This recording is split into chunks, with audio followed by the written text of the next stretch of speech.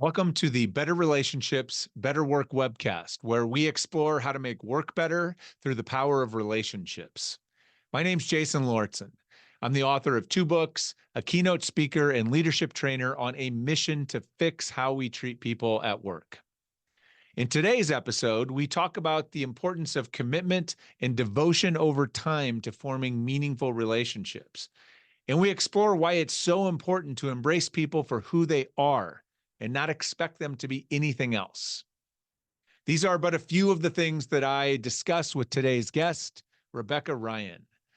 Rebecca is an economist and a futurist. In fact, she's one of only 400 people in the world to hold the APF designation from the Association of Professional Futurists. She has written 3 books, and she is a brilliant speaker. I first saw Rebecca speak about 20 years ago and was immediately captivated by her brilliance and her energy. Today, I am grateful to call her a friend and a mentor. Please check out Rebecca's recent project, 10 by 10, 10 trends for the next 10 years. It is terrific. There's a link to it in the description below. This was such a fun conversation and so full of wisdom. Please enjoy Rebecca Ryan. Rebecca Ryan, thank you for being here and joining me for this conversation. It's an honor, honestly. I'd do whatever you asked me to do. I'd walk on hot coals. Well, hopefully this is less painful than hot coals, but you can let me know at the end.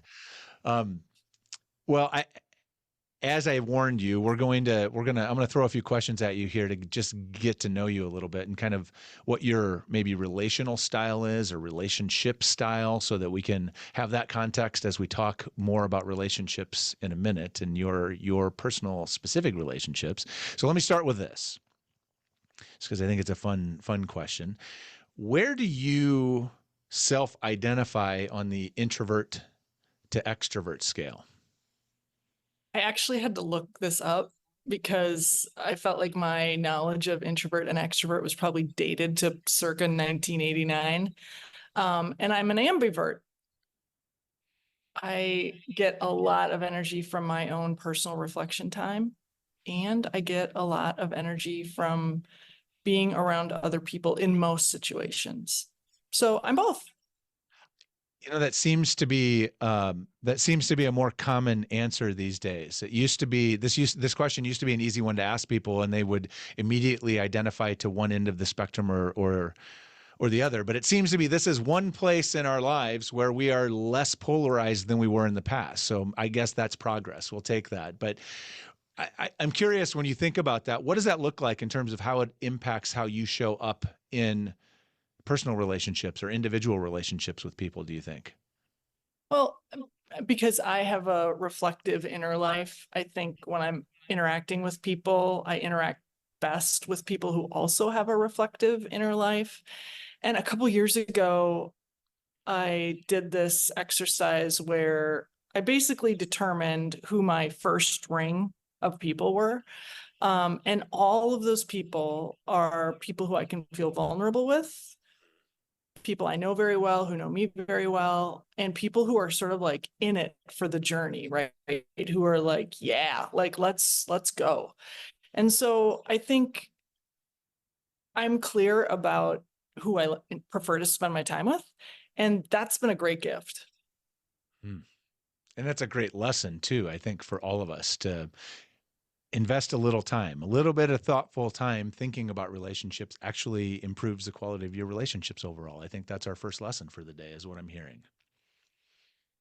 Well, this came out of a really interesting story that I heard Gretchen Rubin. She's kind of the happiness expert. She shared this it's a true story. This was like a high-level consultant at like a McKinsey or a Bain or one of these big consulting firms. And he found out he had, let's say, 6 months to live. And so he started to like meet with all of his clients and all of his team members and to like have his last time with them. And he ran out of time for spending time with like his kids and his wife.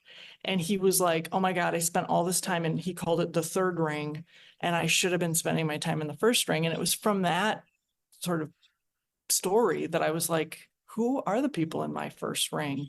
Because I too, as a consultant, this really resonated with me. I spent a lot of time with people who I know well for a finite amount of time and with a kind of a finite scope. A few of them end up being members of my first ring, but very few. And I often starve my first ring because of my work demands. And that is the inverse of how I want to spend my time. Mhm. I think that is, like I said, great first lesson. So we're off to the races. So let me ask you another question, and this is related, I think, but what would you say is the quality that you most value in a friend? A good sense of humor. That's it. I mean, and I would say, like, for me, a good sense of humor also comes from like some self-awareness, be able to, point your finger at yourself. It comes from sort of being connected in the world, like knowing like things that are happening. But no, a good sense of humor is like period paragraph, like that is key for me. Awesome. Good to know. Good to know. And my last question on the get to know you side of here is in 5 words or less, what is the fastest way to lose Rebecca Ryan as a friend? One of my 5 words is hyphenated, so I took some liberties. If you want to lose me as a friend, here are my 5 words. Try to guilt trip me. Well done. Well done. That's sticker worthy, gold star sticker worthy. So thank you for that. All right, so I off to a great start today. Well, I gave you some homework. I asked you to think about 2 relationships in your life that are positive and healthy. And we're going to start with a relationship from your personal life, one that you think of as strong and positive and healthy. And so, who are we going to talk about? We're going to talk about Jan. And for everyone watching or listening, doing this homework was so enriching. And Jason, if you don't have these questions that you've given to your guests posted somewhere, please do that so that people can do this reflection for themselves. Because for both of the people we're going to talk about today, after I did this reflection, I had, like, in one case, tears like dripping out of my eyes. And I sent them the ideas that I had drafted for our talk because I thought, oh, this person really needs to know this. So thank you. And everybody should do this prep. Okay, we're going to talk about Jan. Well, tell me a little bit about Jan. Thank you for Okay. that. Yeah, of course. So Jan, I think, is maybe 20-ish years older than me. And we met when I was in my late 20s, early 30s, and she was in like the peak of her career. So, Julia Louis-Dreyfus has this new podcast called Wiser Than Me. And if I were doing that podcast, Jan is a person I would want to be on this podcast because she was wiser than me at the time, still is. But what's interesting is, like, over 25 years, you thread in and out of different life stages, different loss stages, different victory stages. And so now I'm in the peak of my career and Jan's retired. And so our conversations have changed over time. But, I wrote a few things down. So forgive me, viewers, for like looking down at my notes. But my first impressions of Jan when I met her 25 years ago were that, like, I could not understand a damn thing that she was saying. I now call this Janglish. Like, she speaks her own version of English, but I could also tell, like, the way she looked at and saw the world was like provocative and interesting to me. So it took me a while to learn Janglish. But then now we have this shorthand with each other. We call it water bugging, because on the surface, a water bug looks like it's darting from thing to thing to thing. But if you understand, like, Jan's Umwelt, like her worldview, once you understand the Jan map, you see how this all connects, and it's so rich and so beautiful. So, a couple of anecdotes that come to mind. So Jan is the kind of friend who, like, I remember one day I had taken myself for a walk because I was in such a piss poor mood. I just had to have a word with myself. So I took myself for a walk, and Jan calls and she's like, "What are you doing?" I said, "I'm going for a walk. Would you want to join me?" Sure. So she drove to sort of where I was, and we started to walk, and we ended up at this place called Monty's Blue Plate Diner in Madison, and we had a piece of pie. I had a piece of lemon meringue pie. They're famous for their pies. And afterwards, she goes, "Do you want to go for a drive?" So we did. And so within a few hours, we went from going for a walk to buying a boat. We bought a boat together that afternoon. And it's like, Jan was like, "I always wanted to buy a boat." I was like, "I was raised on the water." And we found a boat for sale that we could afford. And we like told the guy, like, "We're going to buy this boat." We both had to go back and like check with our respective spouses. And then we reconnected that night. And she had, by the way, gotten a third partner in. So it brought every couple's nut down a few $1,000. And so Jan is just that kind of a friend. Last year, I called her at one point and I said, "Hey, I have to go take care of a cat. Do you want to ride along?" And she's like, "Yep, what time are you going to pick me up?" So she's just that kind of a friend. So, she's the person whose arms I've cried in the most. And she's the person who, anytime we meet, whenever we leave, it's too soon. Mm. So she sounds amazing. I love we're already here. Janglish and water bugs. So like this is already the gift that keeps on giving. There's lots to take away. Um, as you think about, or as you were reflecting on your relationship with Jan, did you land on anything, any sort of specific nuggets about that relationship that you could identify that is what makes it work between the two of you, or sort of what made it work for you from the beginning, or since? Like, I'm just curious what kind of insights bubbled up for you. Well, so we've got 25 years now together, right? And so there are a couple of things that I think make it work. One is that we are both really devoted to each other, and we know that. So like like I winter in North Carolina, and she and her husband go to cruises in warm places during the winter. So we never see each other during the winter. And now that she's retired, she has more time. I don't have quite as much time. So we're not spending as much together time as we used to, but we are so devoted and we stay connected, and it's a priority. So that's one thing. And then the other thing is this thing I kind of alluded to already. She is just damn good company. She can talk about anything. Um, she, there are people who can just match the tone. So like if the tone is serious, she's serious. If the tone is light, or if it needs lightening, she lightens it up. So she's just, she's an incredible person. I think we're just a good match in some ways. Mm, mm. So I'm guessing the list is long on lessons probably that you have learned or taken from this relationship, but is there one that stands out for you? Something that you've learned, or some insight that you've gained about relationships from your relationship with Jan that's helped you with others, or helped you in other relationships? Yeah, so Jan is one of those people who, and maybe people like this. I'm not one of these people. I'm the opposite. But Jan is one of those people who just kind of has a clear compass.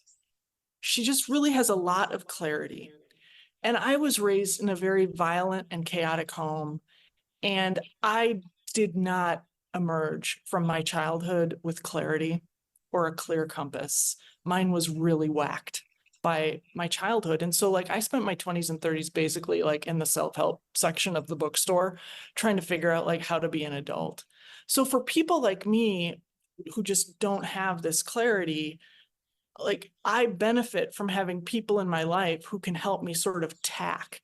So in sailing, my wife is a very good sailor, and I have learned that like, when you're sailing, because the winds change and the water changes, you don't just go in a straight line, you have to tack. So you sort of go this way for a while, and then the wind changes, then you go that way for a while. And so the people in my life who I have valued, like Jan, they're really good at helping me sort of tack, because I just didn't emerge with this like clear compass. I've developed it over time. So Jan is a person who has that clear compass, but also like the way that she will ask questions. She never tells you what to do. right? She just is interested in you as a person, and she asks these incisive questions so that it becomes clear to you sort of what the taglines are. So she's just been this really steady person. And I think like if you did this interview with someone else and they might name me as their person, I can't imagine that happening, but maybe it could, right? I would hope that they would say that I have been that steady, reliable, curious, and accepting friend for them.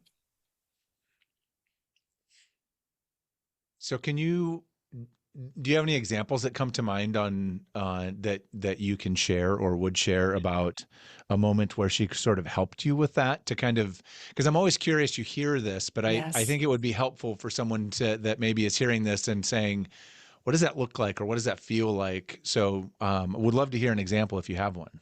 Yeah. So Jan used to have this purple couch at her prior home. It was this purple suede couch. And this was like during my 20s and 30s when I was really like working out a lot of relationships and dilemmas. And I had my business at this time. And so I remember there was one time where um, I I was taking my whole team to Palm Springs, California. And there was a person on my team who I uninvited from going to the team meeting because I was firing her because her performance she was just crazy making in our organization. And she added value, but it didn't supersede the crazy making that she was creating.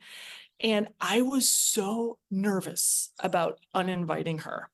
And I think I gave the person like mixed signals about whether to come to Palm Springs or not. And then I was like, oh my God, what if she just shows up in Palm Springs? So I went to Jan and I had a purple couch session, where she kind of walked me through. And she said to me, because I felt so bad about the mixed signals. And Jan said, honey, you blinked. You're allowed to blink. And it was just one of those deeply insightful, very human moments where she was like, we all blink.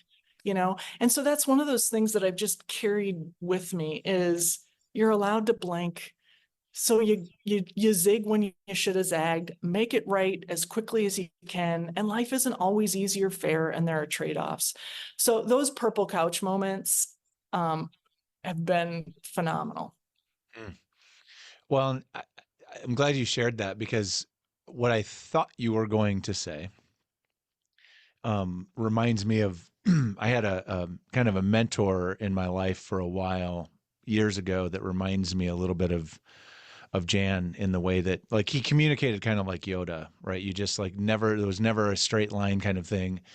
And instead of like often he would not give me the you blinked, it's okay. He would say, like, I'll never forget one day he said to me, I was going on and on telling him about a business problem or something I was struggling with. And he just said to me, he goes,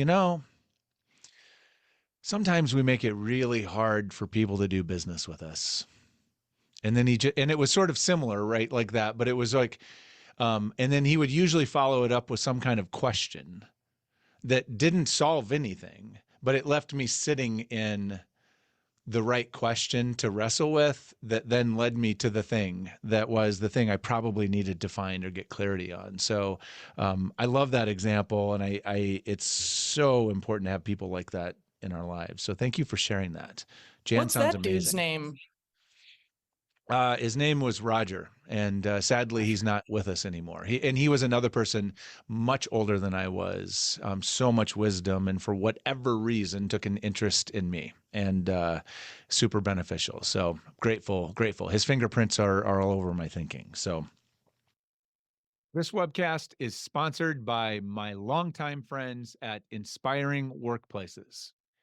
Now, if you are someone who's working to create an engaging and inspiring workplace for your employees, and of course you are, that's why you're here, then listen up. Inspiring Workplaces is a global community of tens of thousands of HR and employee experience professionals that you can join for free. As a member, you will gain access to thousands of articles and videos and podcasts and events that will help you change the world by changing the world of work. They are also home to the Inspiring Workplaces Awards that recognize the best workplaces in the world. You can learn about the application process at their website. So please go visit inspiring-workplaces.com to learn more and to join the community. That's inspiring-workplaces.com. Which brings us to he was a mentor in the work world for me. And so let's transition to the second relationship I asked you to think about, which was a work relationship or a relationship that came to you through work, and something that, someone or a relationship that's had either a positive impact on you or your career. So who are we going to talk about here? We're going to talk about Lisa. And for everybody who's worked with me in the last 10 years, you know Lisa. we all know Lisa. So tell us about Lisa. Tell us about this relationship. Yeah. So Lisa and I have worked together for 10 years, but we've known each other longer than that because she was the EA for the former Madison Chamber of Commerce executive when I was on their board. So I would see Lisa at every board meeting, and I just loved her energy. There's sort of a no nonsense, get shit done sensibility about her. She's always very focused and directed, but she is also a ton of fun. And nobody spends a few minutes with Lisa without like throwing their head back with laughter. She's like the Charles Barkley of one-liners, and she has a way of making everybody feel special. And so what had happened was Lisa's former boss, I think left the organization at the same time that Lisa was on maternity leave.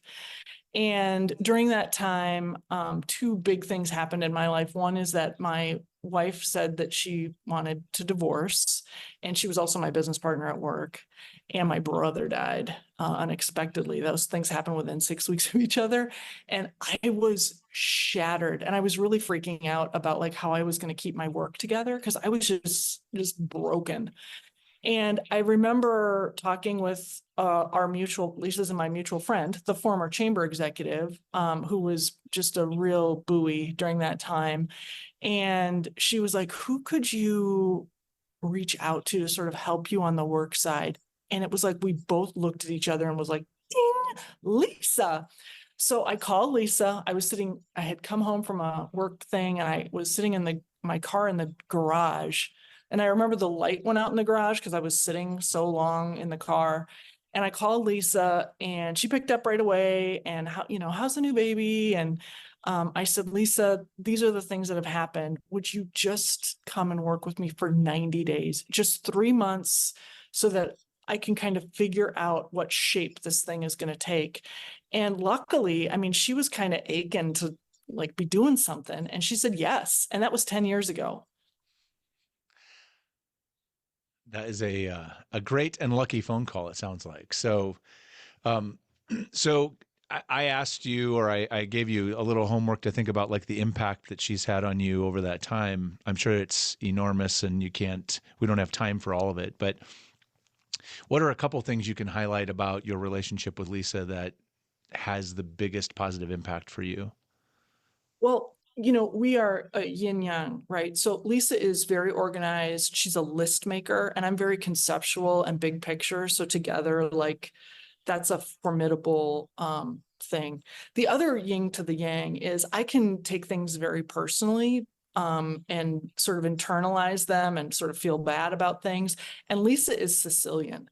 And so if she feels like somebody doesn't want to have something to do with you, or something ends badly, she's like, move on, and she usually throws an expletive or some hilarious turn of phrase on the top of it to just kind of snap you into like, let's keep moving forward here. This is ridiculous.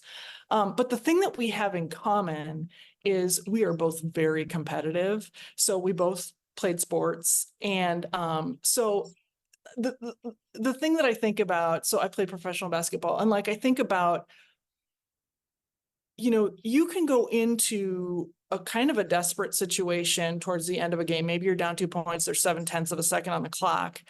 And if you have the right people on the court with you, you have a really good chance of winning, even though you're down. And Lisa's that person. Like, if she is on the court with me and we are facing something hard, I know it's going to be great because we're going to between the two of us, we are going to put it on our backs and huff it out. That's awesome. It's amazing having people like that around you. Um, and I suspect, I mean, I think everybody craves having more people like that, right? That's what, when we talk about teams and all those things, those are the people that we want. So I'm curious what you feel like you've learned through your relationship with Lisa over the last decade or so that you've been able to use or apply to other relationships to help other relationships be better. And you've clearly, I mean, you've been in business a long time and worked with a lot of people. So I'm curious what that looks like. Well, I had two answers ready, but then a third one came to mind. So the first answer was going to be persistence. Like, Lisa never gives up. And I watched her stay on the phone with a company I won't name for several hours waiting to talk to the right person to get a refund on a hotel room, because she knew we were in the right and that refund was available, but the frontline person was not giving her what she wanted. So she was like, get me with your manager, I'll wait. And like 2 hours she was on. So she is so dogged about stuff that when she knows, she's dogged. The second thing, of course, is resilience. Like, we're going to face some stuff, but it's okay. We'll make it through it. But then the third thing is, Lisa and I, our spouses also are like longtime friends. And so one of the things that Lisa says about her spouse, and I'm just trying to be careful here because, I don't want to, I'm not trying to give anything away, but like, I've had my ups and downs in my marriages. I mean, Lisa knew my prior wife. Lisa knows my current wife. And sometimes you bring that stuff to the office. Sometimes you have a bad day or you're going through something. And Lisa says about her husband, whom she adores and he's fantastic. She says, I know who I married. And it's such a good reminder, because oftentimes, like in any relationship, you sometimes have the same discussions over and over and over again, or the same arguments over and over again. But like, I know who I married, so like, don't kid yourself that, anybody's going to change their stripes. And that has had a really great impact on my marriage and other relationships as well. Like, I know who I married. And so she's just so down to earth and inspirational and such a good time. You can't help but be positively impacted by her. She is amazing. I'll give a third party validation on that. Not that she needs it. Everybody knows that interacts. So let's bring this home. I want to bring it back. That my fascination with the exploration of our personal relationships is, to learn so we can have better relationships generally. But, the bigger thing we're chasing here is how can we fix work and make work better for people? And that's all about better relationships. And so let's talk about how we can pull a couple of these lessons that you've shared with us into the work environment. And you've been managing and leading people for a long time. So I'm really curious to get your take on this. So I love if I go back to Jan, one of the things I heard, at least I'm hoping that I heard this correctly, is that, well, there's two lessons. One that I heard is part of the key to having a really healthy relationship is being committed, devoted to one another, being in it and committed. What do you think that looks like, or how can we bring that to the workplace to heal or improve the work relationship, do you think? I really love this question because my answer isn't going to be obvious if you just heard the story of Jan or you just heard the story of Lisa. But what I draw from that about commitment is that really good relationships take time. And, marriages take time, work relationships take time. It takes time to learn Janglish. It took time to learn how Lisa worked best and what she valued, and to identify like when she was being pushed to her edge, and me. I mean, this is two-way. So I think the one thing is like, I think sometimes we're very quick to judge, like if somebody's not working out or somebody did something in the wrong way in the first 2 weeks, or, they made an error. Like we tend to just judge them and cancel them. And I just think if anybody listening or watching this thinks about the relationships that they have valued over time, did you love that person from the jump? Did you think like, oh, this person's going to be an amazing teammate from the jump? It probably took some time. You had to be in some foxholes together. And so I think the first lesson would just be like, good relationships require that commitment and devotion. So don't be afraid to put in the time. That's why, one of the things I say all the time is time is the currency of relationships. And so if you want better relationships, you should invest your time in them. That is part of how commitment and devotion looks. I also love that you said that one of the things you value and you've taken away from your relationship with Jan is she helps you find clarity. What do you think that looks like? How do you do that with people, with your team members? Like what does that look like in your experience? Well, I say this all the time, but like as leaders, it's not the job of a leader to have the answers. It's the job of a leader to have the questions. And I think it's like just this huge fallacy, and it's a problem with leadership that leaders think they need to be the decision maker, and maybe they do. But a lot of things should take place before the decision is made. Like right before the decision is made, you should be discerning about what the decisions should be. And before you discern, you should have asked a lot of questions and listened to a lot of, input or some valuable input.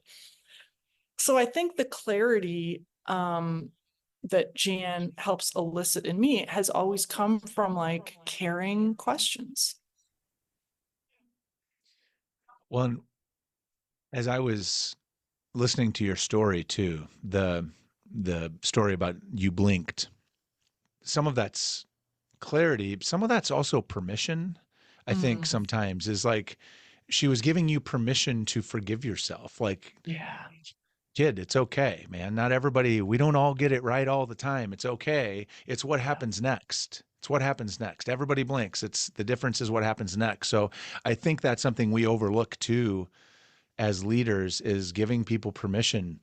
Forgive yourself, take a mulligan, or go take another crack at that, or believe in yourself. I believe in you. You can believe in yourself. That's okay. I think that's a really powerful piece of relationship too, that doesn't cost us anything as leaders, that we can give away and should give away pretty freely.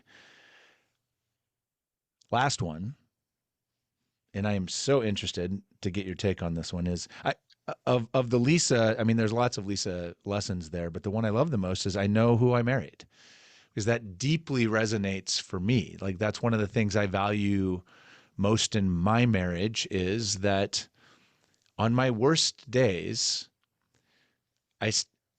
Angie's always like, she never ever makes it feel like, she's like, yeah, no, it's fine. Like I got you.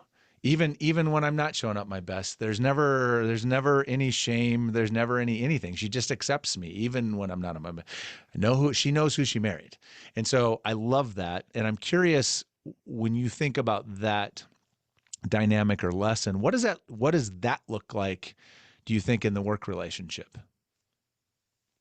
One of my and Jan's mutual friends, Matt, says, resentment is premeditated expectation. So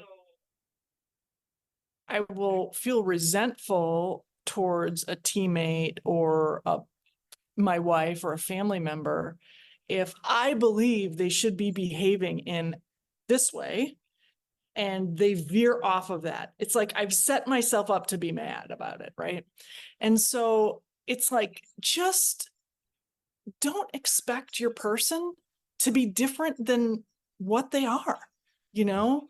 And if you can just do that and let people be who they are, it's just you're gonna decrease so much like suffering for yourself, right? What do they say? Pain is inevitable, suffering is optional. And so, yeah, I'm going to step in the shit sometimes. It is going to happen again and again and again. But I can choose to beat myself up about it, or I can say, wow, I got to clean my boot. Let's keep moving forward. And so this whole idea of just accepting people as they are, giving them allowance, getting on with it. I think that's the key there. I love that, and I think that's a perfect place, I think, to wrap this up. So as always, incredible conversation, incredible insights, Rebecca. I really, really appreciate you joining and sharing so freely your experience with Jan and Lisa. Some great lessons there. So thank you for being here. I so appreciate you. Thank you for hosting these conversations, because, man, if we can heal this stuff in ourselves, but also at work, we can all be dancing and singing at work. Indeed. What a great visual to end on. So, Rebecca, thank you so much. We'll see you soon. Thanks, Jason. See ya. Hope you enjoyed today's episode. More importantly, I hope you learned something from the episode that can help you right away. Now, if you'd like to reflect on what you can learn from your own healthy, positive relationships to make work better, I've included a link in the description below where you can access and download what I call the relationship reflection exercise. This includes the same questions that I ask each of my guests to reflect on prior to our conversation on the webcast. Also, if you found today's episode valuable, I'd ask 3 quick favors of you. Number 1, please like the episode. By liking the video and adding a comment if something spoke to you or stood out to you as really significant, you give me some great and valuable feedback, but you also help others find the video. I'd also ask you to subscribe to the channel. That does 2 important things. 1, it makes sure that you won't miss any upcoming episodes, and it sends me the message that you like the kind of content that I'm creating here. And finally, please share this video with someone who you think might benefit. What better gift can you give someone than the gift of better relationships and a better work experience? I'm really grateful that you were here today, and I look forward to seeing you next time.